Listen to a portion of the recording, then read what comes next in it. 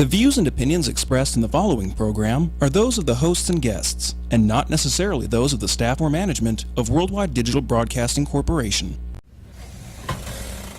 It's time for Doing It with Style.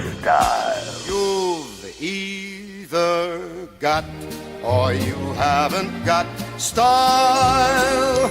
If you got it, you stand out a mile. Hey, everybody, welcome back. Thanks for coming and seeing us again today on Doing It with Styles. I have a special surprise for everybody. I got a couple of good friends here and also have their own show here at WWDB. This is Joseph Perroni. Thanks for inviting me today. And Heidi Mancini. Thank you. And what's the name of your show? Rise Above. Rise Above show. Oh, okay. Didn't it used to Every be something Thursday. else? It used to be From Grief to Relief. Yeah, it was From Grief to Relief. And that was a good start, but then it had too much like of a negative connotation. Gotcha. So it's hard to sell a show with the word grief in it. Yeah. And, you know, they weren't, I don't think anybody was, too many people were catching the thought of as you start at a bad place, and then you start to move on to a better place. But they kind of cut out after they heard the word grief. Yeah. So They're it's like, really what? hard to sell. So Rise Above, I think, says it a little bit better. It does. That's a lot nicer. I like it when you change it. I thought that was pretty cool. Yeah, thank you. So you got this show here at WWDB TV called Rise Above. What else do you do? Want to take that first? No, I was No? looking at you. Me. I'll ask her the questions when I'm ready to ask her questions. Oh, let's see. I'm a marriage and family therapist. So Okay. we do that. I've And, also and they're called a therapist, not a counselor anymore. They used to be marriage and family counselors, and yeah. Well, or does it make a difference? It's not a real difference. The license is MFT, so Gotcha. marriage and family therapy. So I do that. I'm still an intern at this point, but I'm also a personal trainer, and I've been doing that since 1988. Wow, Shows you I'm kind of old. it's almost But- 20 years, man. 20, 30. 30. Yeah. Holy moly! Oh, he is old. I'm not real good at math. So yeah, I make diets and I train people. So I've been doing that for 30 years, but I've also been competing as a bodybuilder for actually even longer than that. The first show I ever competed in was 1982, I believe. So I still do that up until 2 weeks ago. I Yeah. competed. So I'm doing that, and of course we've been doing the show for about 5 years now. Wow, it's been that long. Yeah, I think it's been. Time about flies that. when you're having fun. man. Yeah. So in the competitions, is there different like categories, or are there different levels, or you just go up there and say, hey, you know, I'm a bodybuilder, I wanna compete? Well, at the low levels, anybody can compete. Okay. But as you start winning and you do like national qualifiers, you end up winning those, you can move on to where you have to be invited, or you have to have won Right. to get And into I'm going to another say, show. when you said the lower levels, what they call that is the amateurs. Right. So just they're beginners. they're beginners. Right. It's not the lower levels. It is. I And get- have not but- competed but they have before, not competed or before. very much. Right, and that's what they call the amateurs. And then, of course, you got the best amateurs that are in the class they'll work their way through the amateur level, and Right. you'll see them start out very first beginners to then they're at the high level, and then that's the point when they will go into qualify for a national level show, and then they compete for their pro card. But what I was trying to get at was, is there like a category for biggest arms or biggest legs or it's biggest glutes or biggest max or you know? It's interesting you ask that, because when I first started, it was bodybuilding. We had men's bodybuilding, Right. women's bodybuilding, Right. nothing else. Okay. It was just pure. Now we've got bikini, we've got figure, we've got fitness, we have men's physique where they only show half their body. So it's really interesting. Back when it was only bodybuilding, they did give body part trophies. You know, they would have best chest, best So that was back when Schwarzenegger was. Yeah, it was through the 70s and then through the mid to late 80s. But Gotcha. then they stopped that, and they want to get more people involved. So, not to sound like I'm trying to hurt anybody's feelings or anything, but they have lowered the bar in order to get more and more people involved. Right. So what they did was they took the top-notch, the most developed people, which were the bodybuilders, and then they started making it to where you could have half a body, let's say, and they would look more towards like a nice physique, not necessarily a bodybuilding physique. So now there might be upwards of 800 people in a show. Wow. You know, encompassing everything from beginners all the way to very advanced, to girls in bikini type things, to very muscular men. But back when I first started, the shows only had maybe 100, 150, but they were very hardcore bodybuilders. Right. And so it was very different. One of the things that I've always heard, and I don't know if it's a misconception or not, but is once you start bodybuilding or once you start developing, that you have to continue. Because if you do not, you just kind of... is that true? Or, I mean, is there a certain level that okay, maybe I'm not competing, but I can't go below this level of, in other words, I've got to work out, instead of working out 8 hours a day, 5 days a week, right, I at least have to work out twice a week, or, you know. Well, part of it's a myth and part of it's true. Okay. And I'll tell you, in the beginning, the myth used to be that if you worked out a lot and you gained a lot of muscle, you would have to continue to do it because the muscle would turn to fat. Okay. Right? You would see these people... Is that true, or that's just perception? That's a myth. That's okay. A perception. Because what you would Right. see is, you would see somebody who's very muscular at the time, and they eat a lot of food. So what happens is, if they stop training, the muscles get smaller, and in turn, from eating worse food or bad food or too much of, you know, cake or muffins or whatever, they start to gain fat. So you can't turn, let's say, water into wine or wine into water, much the same way you can't turn a muscle into fat. They're separate entities. Right. So what you're seeing is a displacement. So you're seeing the muscles getting smaller and the fat cells getting bigger. Gotcha. And so that would be the myth of you have to keep training or else you'll turn to fat. And so that's not true. What is true is that as you come up the ladder, let's say you're training 5-6 days a week, in order to get that look, it's very hard to maintain. So that's where the issue is, where you may get smaller. You know, you may get a little more fat because it's very, very hard to stay on such a strict diet for so long. You'll see that after shows. People, they'll go into a show and they'll have like 5% body fat. You'll see them 2 months later and they have 12% body fat. Nothing wrong with 12% body fat, but it's not 5. I could go for 12%. That'd be great So for me. it's you know, that's the hard thing for me about bodybuilding, is that it's very hard to maintain that awesomeness. Now, if you're, let's take a musician, any great musician, Eric Clapton, whoever, the talent they have is the talent they have. They can always pull out a guitar and sound awesome. But a bodybuilder, I know a lot of them that will not go to a summer pool party because they don't look the way they look during a show. Right. And that's the hard thing that really beats down on you mentally, actually more than physically, because it's very, very hard to maintain that look all the time. Does this become almost an addiction for some people, for some bodybuilders, or yes, I would say an addiction. In the bodybuilding world, they probably refuse to call it that. We call it more of like an obsession. Yeah, you know, same thing. So we try to like minimize the word, right? Because you have to be very dedicated. You have to be very committed. I mean, it is basically a 24-hour-a-day, 7-day-a-week commitment. Yes, and in some ways that can be very disheartening for people. Sure. In other ways, it can be great because it actually gives meaning and purpose to everything in your life, including everything you put in your body. Every time you go to sleep, you can say, oh, no, I don't want to go out late. Got to rest my body. You know? So the 24 hours a day can be taken up with some type of personal empowerment to improve yourself, and that's a good thing for a lot of people. So where does that become an obsession? Where is that balance between, you know, I'm doing it for this reason, as opposed to I gotta work out. I didn't get to work out today. I gotta get down to the gym. You know, to where it starts becoming a problem mentally. Yeah, the way I see it is, at some point you have to find that balance to where the training and the dieting adds to your life. And I think that's the key. Right. That it adds to your life instead of takes away from. Exactly. That you are so obsessed or so focused on that the rest of your life goes to shit.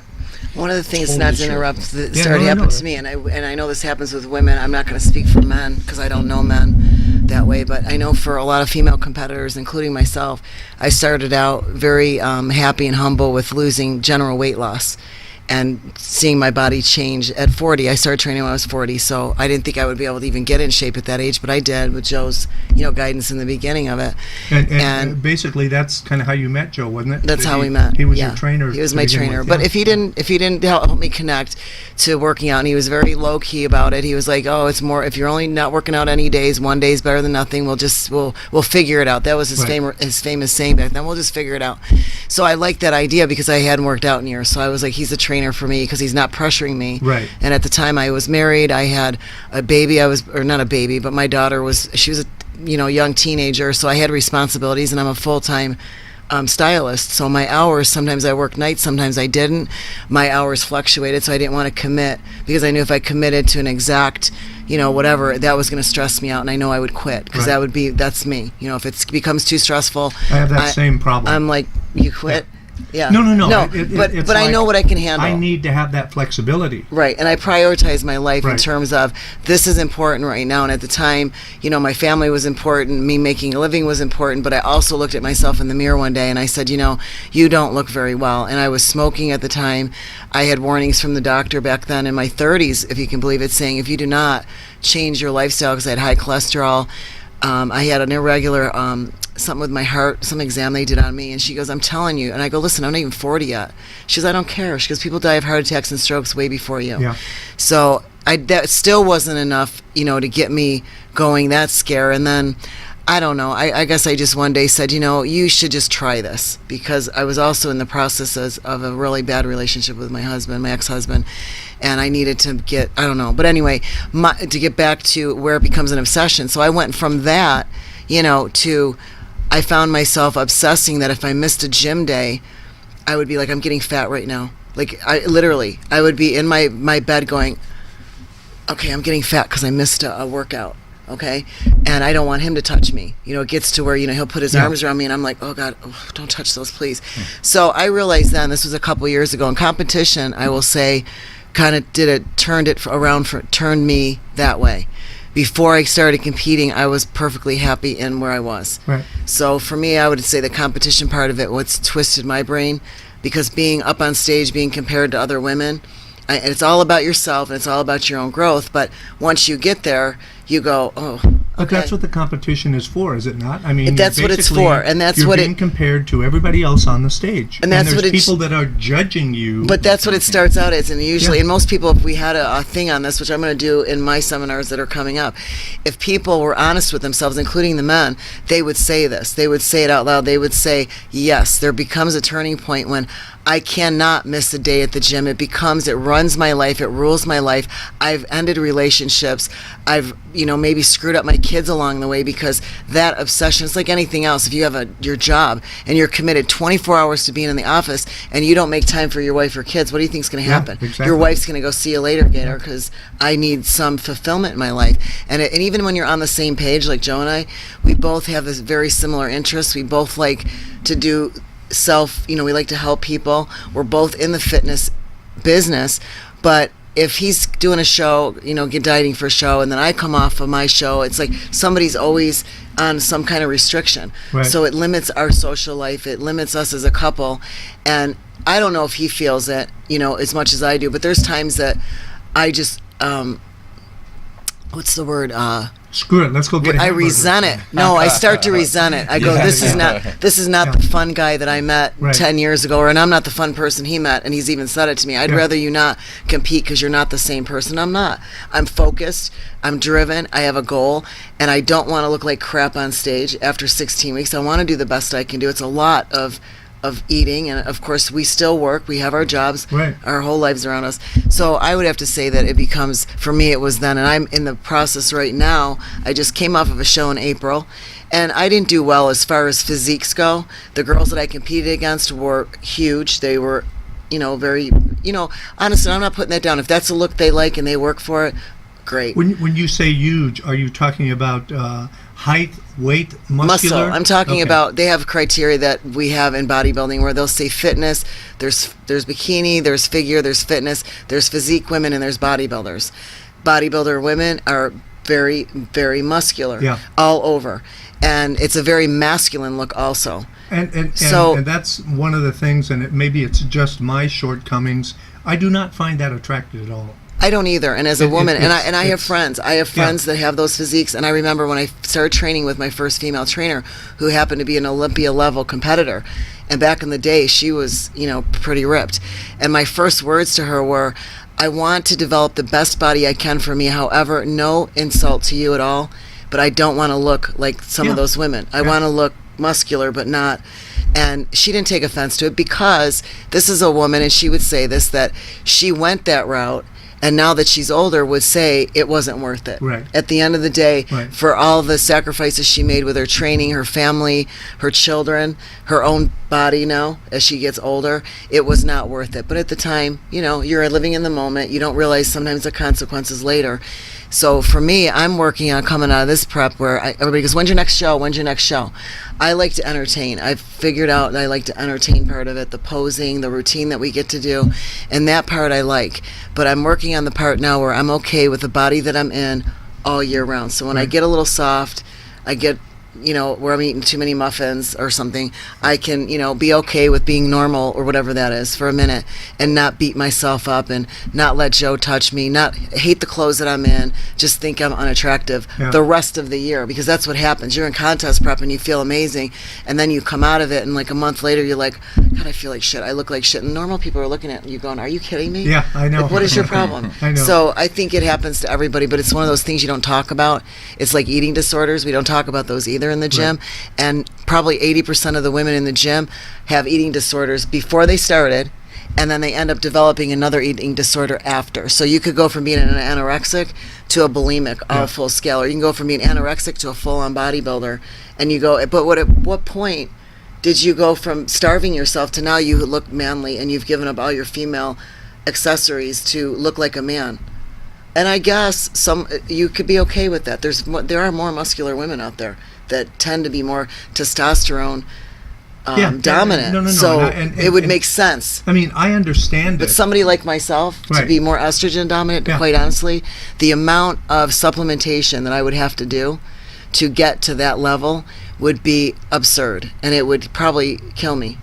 But I think So you have to be able to be okay to say, I'm okay and I'm stable enough in my brain to say I'm not going that way. I'm Right. not going that far. And that's where it gets to be a little slippery slope with even the health concerns of women in fitness, because you're not only unstable at some point when you start, and I'm speaking for me, so if anybody gets offended by this is on them. It gets to a point where you have to take responsibility and say, how far am I going to take this? At what point Right. is good enough good enough? And I'm at the point where I want to be good enough right now. And if I decide a year from now, you know what, I'm going to step into the Cutler. I want to do the classic so I can perform. Right. I want to be able to maintain a healthy lifestyle during that time. And I've let myself go from 10% body fat as high as 23% body fat. And then I have to diet that off, and it's not fun. But 23% body fat is still pretty trim. It is, but not when I'm looking at, No, but I'm saying. Yeah, it is. Not in. But that's in what I'm that saying. world. I probably, when I started training with Joe years ago, I was probably at like 50% body fat. Yeah. And I thought, so to come down to 23 was, is A major accomplishment. but I'm saying it went from being humble and appreciative with the small little steps that I was taking to develop a healthy body to now I'm not good enough. Yeah. So that's where it gets Can I a tell you little what I saw? sketchy. When Heidi first came into the gym, it was really interesting.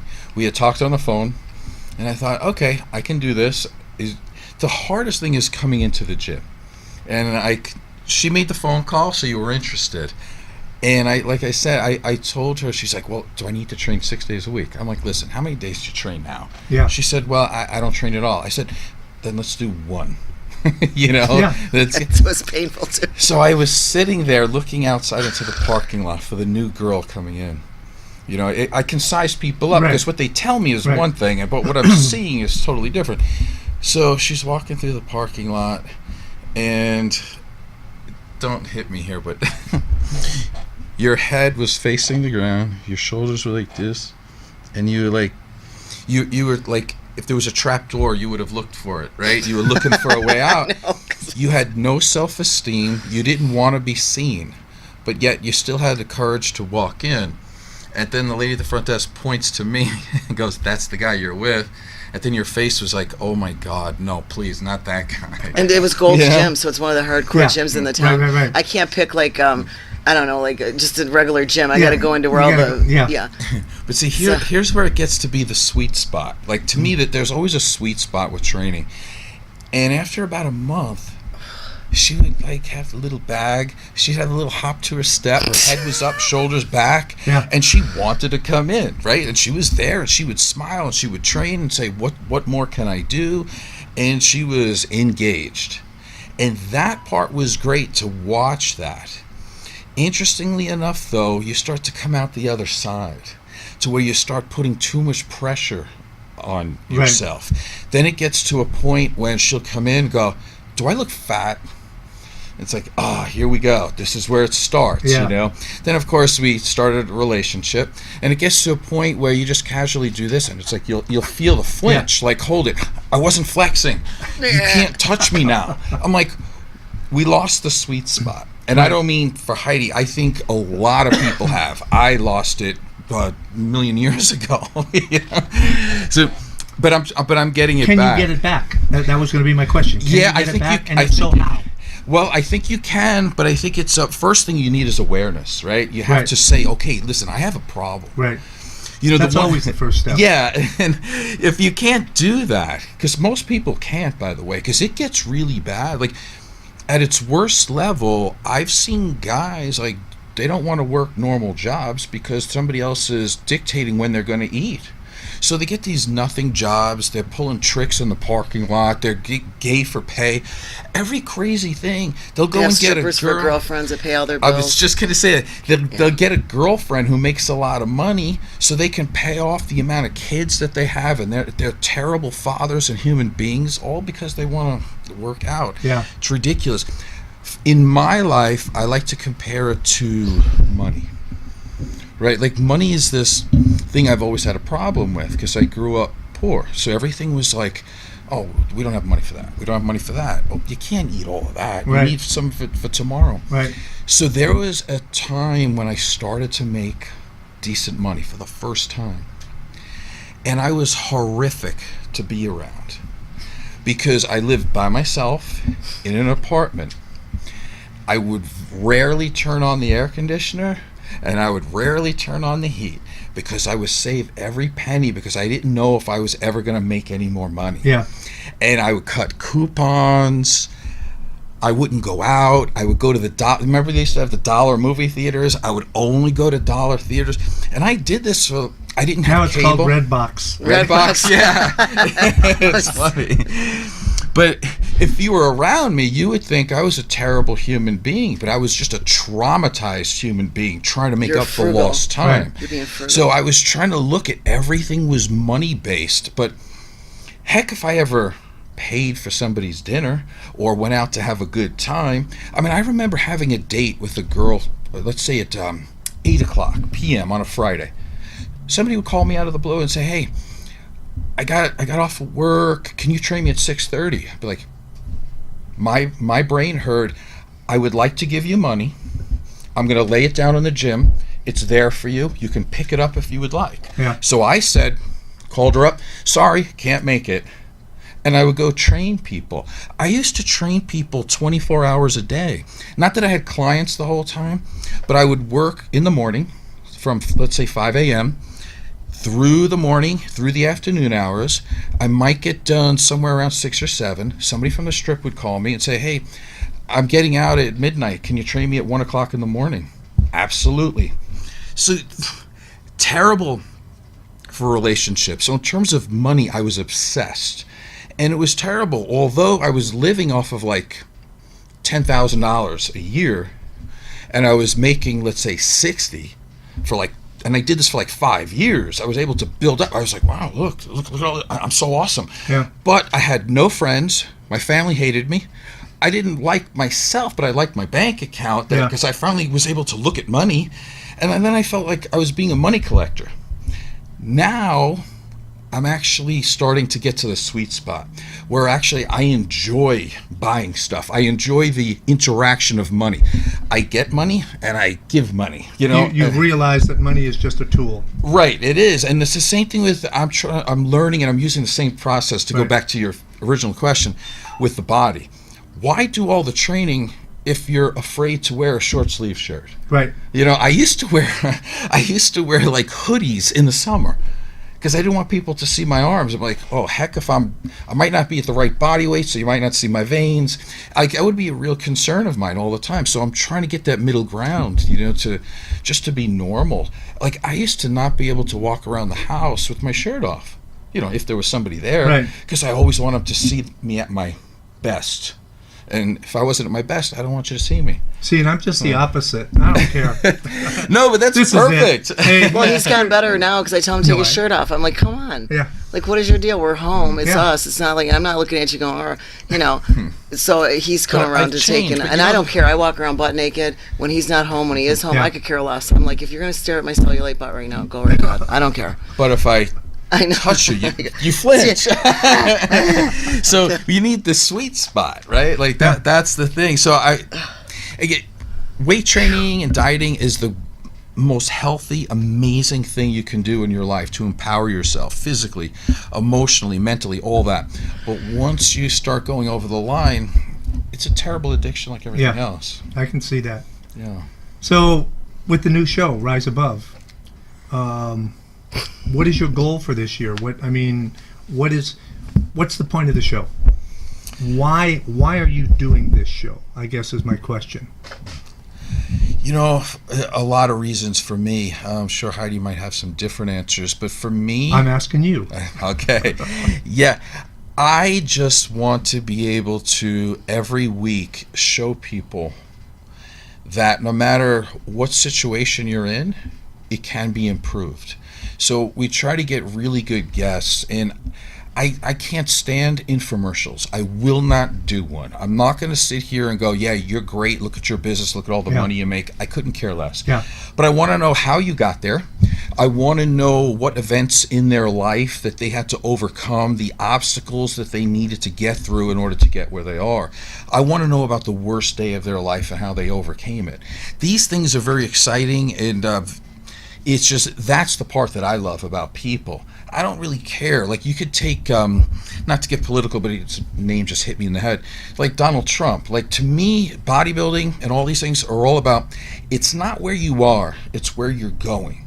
So you can be at the very lowest of the low and improve a little, and I think you're successful. Yeah. But if you're somebody like Donald Trump that was gifted so much money, I don't care if you have a lot of money. You prove nothing to me. Like, it does nothing. For some people to be able to get a full-time job, to maybe get a college degree when they came from nothing, that is infinitely more spectacular to me. Yeah, I get that. It is. So I want to be able to show that. That's one part of the show. I also want on the show to be 100% and totally real. And I was going to say this last week because I remember when my mother died. Mm-hmm. And I walked in to do the show. And you said something to the effect of, you could take the week off.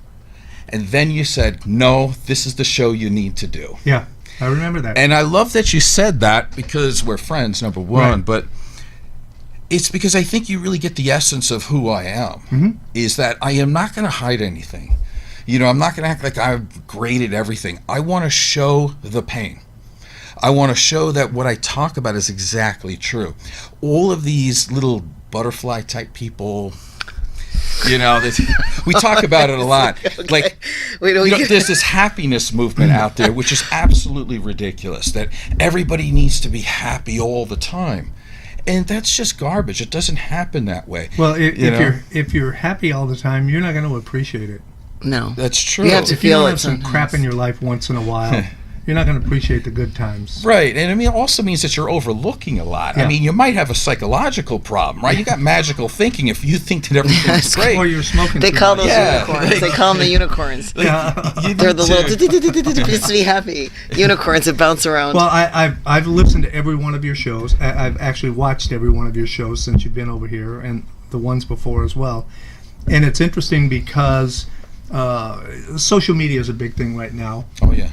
You know, has been and will be for a while. Who knows whether it's good or bad. But these things pop up on my Facebook page that I immediately think of you and Heidi. And I think I sent you one yesterday or this morning.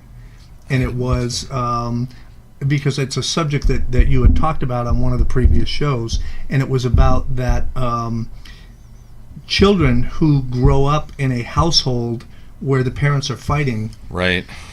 have the same experience that, or it has the same effect on children's brains as combat does on soldiers. True. And so that's the impact that you've had on me, is in seeing this stuff pop up, and I immediately share it with you. And it's I did because see that. Thank you. and some of it is like, oh, Joe would love this, it would be a good subject for the show, and you know, so I share that stuff. And it is you know, and I've told you this a number of times, the first time I met you and I hadn't heard your show, and I thought, oh Christ, this, you know, here we go, you know, I ain't real smart, but I can lift heavy things. And then the first time I listened to your show, I was blown away. Thank you. I mean, it was just absolutely, the two of you do a really, really good job, especially when you get to playing off of each other. Yeah, I And love that. dynamic that you have. And sometimes I think people in the audience are going, oh shit, you know. I want that, Yeah. because I am not going to cover up anything. But let me beings ask you this: talk. once you leave here, do you get slapped? Not physically, but emotionally, yeah. I mean, listen, I'm never going to lie. Yeah. When you're a human being and you care about another person, not everything you say is going to make the other person feel good, and when they say something, you're going to get hurt.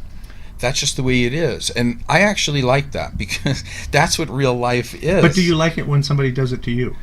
I don't, but I do understand that it's life, and I Right. do enjoy that somebody has the ability to give me their opinion. Right. Again, going back to the childhood trauma, Exactly. this is why part of our show is, and I always say, we draw emotional blood, because I need that. I want that. Like last week, you saw it. Listen, I lost a bodybuilding show. I felt really down. I felt like somebody kicked me in the stomach. And It that hurt. surprised the shit out of me. And I'll tell you why. Because I have heard you talk to other people about situations like that. And I would have thought that you, of all people, would not have had that reaction. That Right. you would have said something like, okay, no big deal. Mm-hmm. I just have to go do this, or I do this. I did everything I could. I did Right. the best that I could do, and for whatever reason at this particular time, it wasn't the right thing. Right. Now maybe next time it'll be completely different, but at that particular time, so I was kind of surprised when No, I started and it's talking funny about, because you When said, we were I in the love that- hotel room too, I said to him, because when he was on stage and they moved him, I was like, oh, this is not good, because I knew they put him in and you know, he was stuck in call outs, and I was like, this is not good.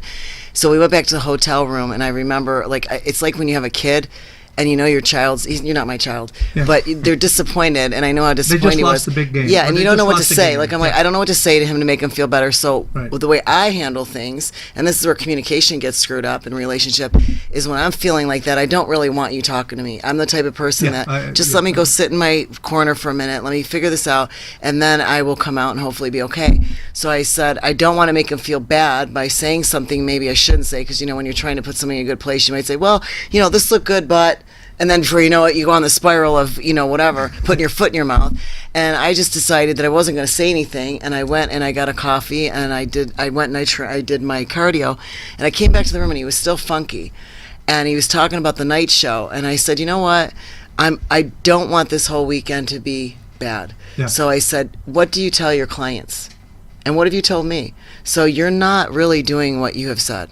but that, And that's all I said to him. And I said, you know what? He's going to get mad. He might not get mad, but I don't give a shit. Because Yeah. you know what? This is something that we talk about. It's something we all have to handle. And I don't want, you're not going to ruin the whole weekend away, because we don't get away that often. but I think we all do that. And we all do. And it's like it's easy to look out there and see all the shit that's going on and say, well, you know, don't worry about this, or I see what you did wrong there, and blah blah blah. But you put a mirror up in front of us there, and it's like, Yeah. Yeah. then we can't see that shit. So I mean, I understand that. It's so. tough, but that's why I wanted to play it out, because I want to be human. Yeah. And on a cognitive level, you're right. But and I said all the said, Yep. right? I'm like, okay, I did everything I could do. I can change this to make it better. It's not that bad. There's judges, got all that. But that's the first part. That's the outer layer. Right. The part that And I was just thank God that you're not standing up in front of Simon Cowell. He's actually funny. No, But here's the fighting part, though, right? Like, I get all that, and to be honest, like I said, my self-esteem was good. I felt good. Right. It's not a problem. It's the part that I bring up is the childhood trauma stuff of, okay, if you're a perfect child, your parents will stop yelling at each other. If you're a perfect kid, your father will want to stay home. Right. And so when you know this, it's like that's the inner hurt that you get, Sure. because it's like, hold it, I just lost. Am I still lovable? Right. Because I've been taught at a young age that maybe I'm not. You know, when things go wrong, I'm like, okay, people leave.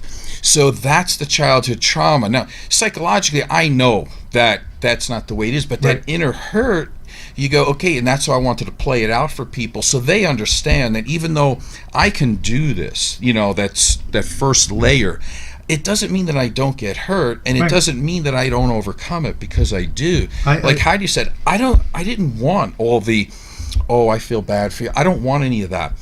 I need the time to feel pain. When you don't do as well as you want to, it's totally appropriate not to feel great. Yeah. I need to feel disappointed. That's the stimulus that I get to say, okay, back to the drawing board. I'm going to fix this. Yeah. And I get that, because with what I do here at the station is you know, I'll take a show that's an hour long, and I've got 3 to 4 hours of editing and uploading to, you know, to get that on our site and everything. And I will sometimes I spend a little extra time by different things, and I think, this looks bitchin', this is awesome. And then I'll have the show host come back and say, hey, I didn't like that, you know, can you not do that? And it does, it hurts, but I also realize, well, wait a minute, they're looking at this differently than I am. Right. They're seeing something completely different than I'm seeing, and you know, they don't have the comprehension of what it took to get to that. They don't appreciate that, but that doesn't matter.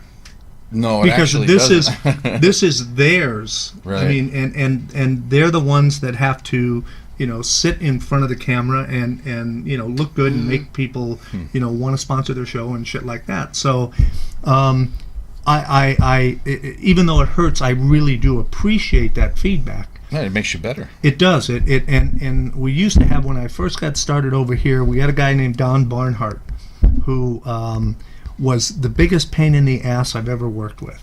I mean, literally. I hated this guy, and I loved him. He had been a director and a stage manager. He was in the business, and had worked on shows like Mork and Mindy, Saved by the Bell, and on some movies, and you know, was really new as shit. And so when I was first getting started, when we were over in the other building, he was always trying to help me get better. And it would be, you know, I mean, we had some discussions and arguments, but it was really cool because after the show we'd go and have lunch, you know, Right. and then critique it. But I used to have to tell him, hey, this isn't NBC or ABC or CBS, you know, there's 2 of us here, and that's it, man. I don't have 10 guys running around, you know, with cameras and looking at this and looking at that. You know, you're the show host. Stop being a director. And once he got the concept of what we were doing and how we were doing it here, then his approach to helping me became different. And it was cool, and I love the guy. I mean, he did so much to help me develop what we're doing here and to figure out how to do it right and how to do it, you know, a little better every time. So yeah, I get that. So you're always striving. Always. To Yeah, get a little and better. I like the stress. I Yeah. like anxiety. I like resistance. You know, that's how you get more powerful, always. I don't want it to be easy. You know, I used to love that. We used to, a long time ago, play football games against, like, the rich teams. I was like, this is great. Just smack him in the head a couple times, I'll cry. Yeah. And game's over. I know. You know, if you can get up on him a couple points, Yeah. you quit. Yeah. And that's just the way life is, right? Like when people that have had it too easy. Yeah. It's really interesting. I'm like, yeah, business is like that too, right? Yeah. Like you want somebody that's been through some stuff. Yeah, of course. I think I have some clout with people as a therapist because first of all, I don't look like a therapist. Second of all, I compete and I lay it out on the line all the time, and I lose. I mean, I win too, but I know what it's like. It's all those people sitting in the audience, just going, yeah, he should have done that, she should have done that. That does nothing. Get in the ring, do some work. Get hit a little bit. Then we'll see what you got. Okay, Heidi, I have a question for you. You didn't think you were going to get out that easy, did you? No. Okay. What's the one thing that you want everyone to know about Joe? Just one thing. You can only pick one thing, and you think everybody needs to know this about Joe. Uh-oh. Can it be like just one thing? Just one thing. What's the most important thing? What is it that you want people to know about Joe more than anything else? That they don't already know. I would say that he's a big heart. He has a big heart. He's very caring, and I think he said this before. He goes, I don't understand why people are scared of me. Because like in the gym, I go, Joe, you're kind of intimidating. So first impressions of him, they don't realize that when they get to know him, and hopefully they'll get to know him like I know him, but when they get to know him, that he's got a big heart. He leaves with that first. Yeah. So. All right, Joe. What's the one thing you want everyone to know about Heidi? Oh, let's see. Oops. Yeah, I don't want to sound boring, but it's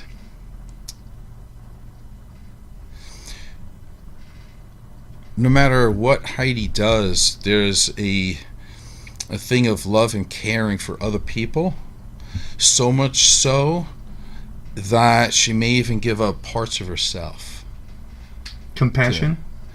Well, I mean, so much empathy and compassion for other people and trying to make everybody around her so happy that there's times when it's, and I don't know if people would know this, but she leaves herself, let's say, a little bit empty because she gives so much. And then she, of course, as a human, wants back. Sure. Because we all do. Of course. But people see her as smiling all the time and happy, and they probably think things are good. She doesn't need that. Yeah. And so she may feel, I know she feels a little bit ignored sometimes, and a little bit, put on the back burner, so to speak, whether it's from her family or sometimes me or people. Like, she has more to give, people will take. They take, and she was more than willing to give. So again, she leads with her heart. Yeah. Can we throw in just about your first job? Like, look, they see Heidi, right? She's this leader, yeah, right? She runs the show. She does all this stuff. She's been confident, hairdresser for a lot of years, right? 30 years. You're going to be doing these workshops and all that, but it's still the same person that. What was your first job that you liked so much? Oh, I was a housekeeper. I worked in a nursing home. Really? And I took care of old people. Wow. And I remember getting that job. My friend said, I was 17. I graduated at 17. I didn't have a job. I lasted 2 weeks at McDonald's. And I said, I can't, I quit. My manager went off on me because I couldn't do a grill order. And she was this big fat lady. And I just remember looking at her going, I quit.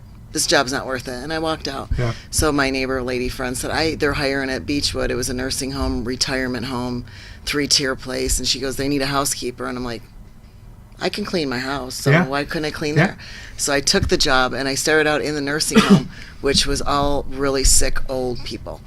And I remember going in for my 90-day probationary review, and my boss says, we really like you, you're a hard worker, we want to keep you on, you're going to get a raise, blah, blah. And I said, you know what, I don't want to keep this position because I can't handle the people.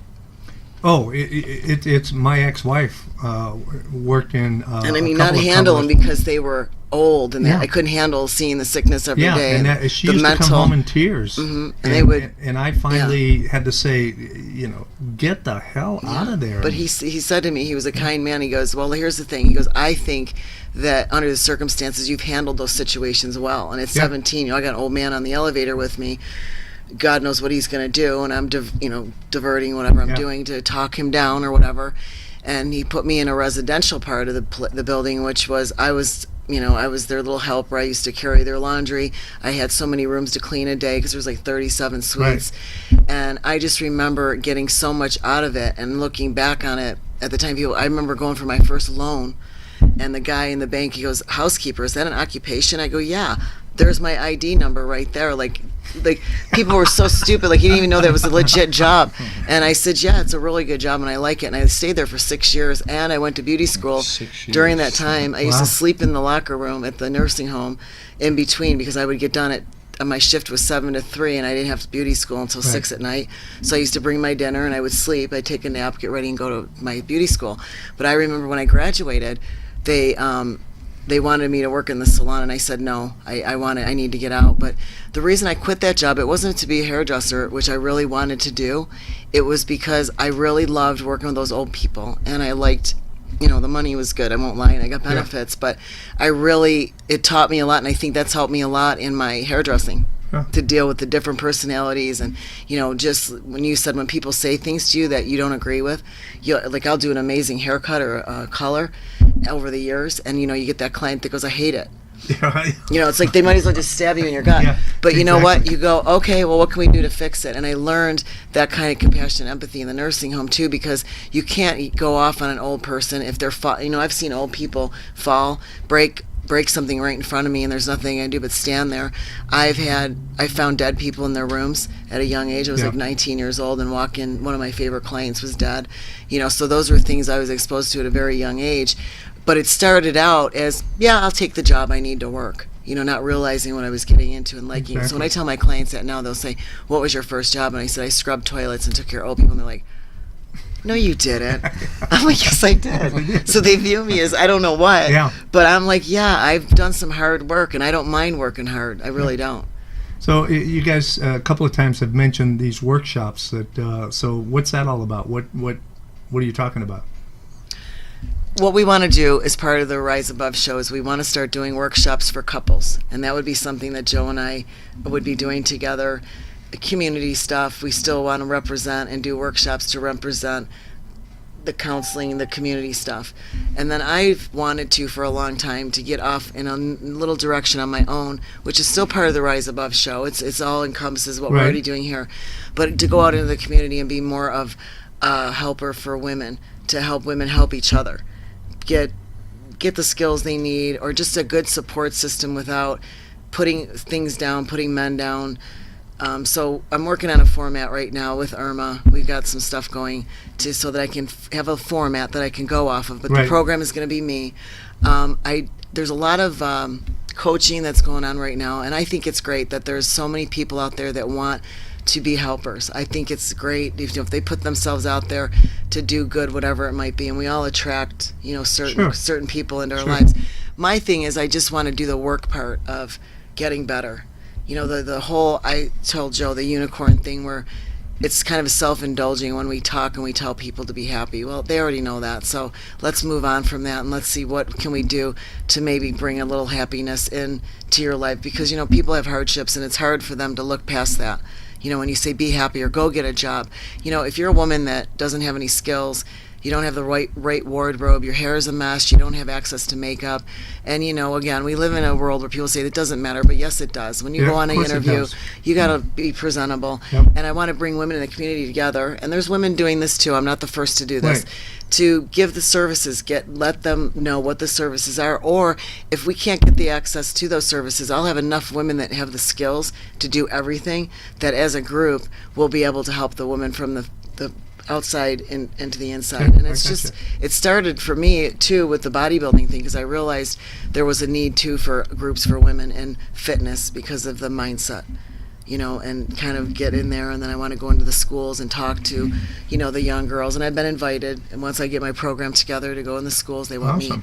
me, the fitness end of it, because I have the fitness. I have limited nutrition. I'm know enough to be able to guide somebody. And then, of course, I have access to, experts in the field. I mean, Christ, all you got to do is say, don't eat fast food. No, but I think and it's you know more than most people. But you know what I think is No, important? I think it's important for other women and young girls because to see a positive role model, because a lot of women, we limit ourselves that we can't do certain things or we can't look a certain way. And no matter what you look like, whatever body size you are or whatever look you have, every woman's beautiful. Yeah. So you got to stop going with what's the latest model look like, because I'll be honest with you, that latest model has so much makeup on her, and now with all the stuff The we can do, photoshopping and I all can that Photoshop stuff. my Yeah, own it's pictures. I look ridiculous. amazing when I Yeah. do my pictures, and so that's not real. I mean, none of that's real. So it's just basically we're gonna call it. Can I say the name out loud? Yeah, sure. It's gonna be called. I'm a self-esteem advocate. I don't want to be called a coach. I like that. I don't. Yeah, no, that's and great. it's the butterfly effect. Yeah. So you had some input. I'm going to start to cry. I hate it. But anyway, I've Tell loved everybody my what whole the life. I've butterfly loved effect butterflies. Like I've loved butterflies. Right. Why I don't know. I just love them because they're beautiful and I'm artsy. So anything that's splashy, color, my eye goes to it. So I said I'd like to call it something like the butterfly effect, or something with a girl holding a butterfly. I want the woman to be there. And he said, "Do you know what the butterfly effect is?" And I said, "No," because of there was a movie out too. Right. And I said no, and basically he explained it that one butterfly will flap its wings, and then before you know it, if there's other butterflies in the area, they start flapping, and they all form a community. So the idea behind my mentoring or my advocacy for women is that. Yeah. Cool. Let's get this woman over here that wants to do some good, a woman over here that wants to do good. Let's form a community of all these women with what they can do, and let's help each other grow and get away from the Oprah mentality. I have nothing against her personally. No, I understand. But even in the salon, I hear it a lot. Men are. I'm having a baby, and I don't care. I don't need him around me. Yes, you know what? Who cares? I don't care what you need. Your child needs a baby, Yeah. a baby daddy. They call it baby daddies now, but daddies. I mean, it's more than a baby daddy. But just trying to figure something out and go about it a different way and see if I can make a difference in that way. But it's still rise above, But it's me getting into the female community, and then if I need to, I'll bring Joe in from the psychological end of it and the therapist part of it to say, okay, this is what we've been working on. Now give us your whatever on Right. your take on this, and then they can hear it from a psychological and a therapist view rather than what we read in Cosmopolitan and what we see on TV. So you're not going to let him take his shirt off in the workshops? Well, he could if he wants. I'll charge the ladies though. I'll say there's a charge. You want to see him with his clothes off, you got to pay me. Here, I have a bunch of singles. I have a here. bunch of singles. Here you go.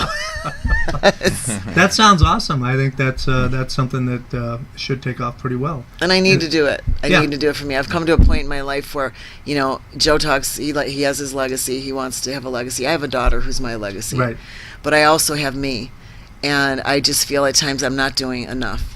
And I love the show, and I love everything it does, but I'm not going to be able to get women to open up with a man in the room. Yeah. So No. I've got to. I agree with that. I've got I to agree kind with of go that out there and because do my thing. Just like you don't get men to open up if there are other women in the room either.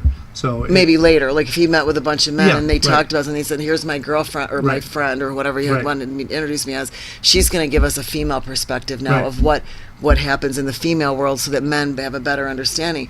Because we all know that women and men, I don't care how long we live on this planet, we are on different sides of the thought and the. And thank God for that. And thank God. But at the same time, men should be appreciated for that, just like women should be appreciated for whatever we Yes. have. And too many times today, and I've seen this a lot, men are being put down a lot. They're lacking their masculinity. They're losing masculinity because I think they feel they have no power in our society anymore, because as we know, women are taking over the workforce. We're able to have children and take care of our own children now. But I also think that's why there's a lot of bitchy women walking around, because deep down they need a man. Yeah. You need the tool. I mean, as much as we want it, and it's not just about sex, but I'm just saying you need that man in your Well, life it is. I mean, it's the whole concept of yin and yang. I mean, that's Like I love when he I'm independent. Yeah. And I have my own thoughts, and I want to do my own thing, and I'm very prideful too. I don't like help. I don't want to ask for help, because to me that's weakness. But I have to say, I still want a man in my life. I want him to pick up the slack, or Yeah. even if he just hugs me, or he takes over. He says, you know what, what are you doing? What's going on? I want him to be there for me, be the rock for me. Although I want to be the rock, I want him to be the stronger rock. I expect that from him. So when all the chips are down, I expect him to step up. And and even when he didn't do good in his show, I didn't.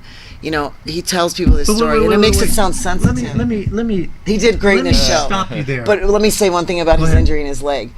He said on the air to somebody that I didn't make a big deal about it and this and that, and I didn't want. I got a little, because I didn't want people to think I didn't care. Yeah. I care, but at the same time, I'm like, you know what? I'm not going to baby you right now because that's part of it. So suck it up, Buttercup. Whatever. No, and I agree with that. But I think that and this, I'm taking a page out of your book because right, I love see that. you have both done it, and that is, you have both said on the air. I got it on tape. Yes. That you didn't do well, and that is not what happened. You did the best you could, but from their perspective, it wasn't what they were looking for that Right. day. No, that's so more you true. cannot say that you didn't do well. Right. No, That's true. just he did well. He did really well. You did. I mean, Christ, I couldn't do it. I saw some of the pictures, and I'm going, holy shit! What it took to get there, and that, regardless of whether that is, you'll never go beyond that, or you'll go way beyond it. The fact that you got from here to there is fucking awesome. Thank you. Anyway, never mind. That's my rant for the day. And we're going to have to wrap this up as much as... I could spend another couple hours here. Let's do it. What show you got on at 2 o'clock? Nothing, but... Who's going to be us? Okay. And I want to remind everybody, again this Saturday, I'll be down at Borders, the bookstore, Barnes & Noble, right? Oh, you're near my salon. On Rainbow. Oh, you're at the other one. Yeah. Okay. Is that Barnes & Noble? Barnes & Noble. That's Barnes There's no & Noble more of the other store. On Rainbow, yeah. Doing a book signing. So all of you come down there, and if you buy any book in the store, I'll sign it for you. So... How nice. I think we need to go down there. Yeah. I'll be there. Joe? All right. Books. So anyway, thanks for joining us, and Joe, thank you, sir. Thanks for coming inviting us. in. It was great. Thank you. Heidi, Thank you for having us. Good luck with the new venture, and thank you for having your show here. It really does. It's one of the highlights that it's one of the reasons I'm doing what I'm doing here, is so that we can have things like this for the community. So Thank that's you. it. Like I always say, if you're going to do it with styles. Bye. It's time for Doing It with Style.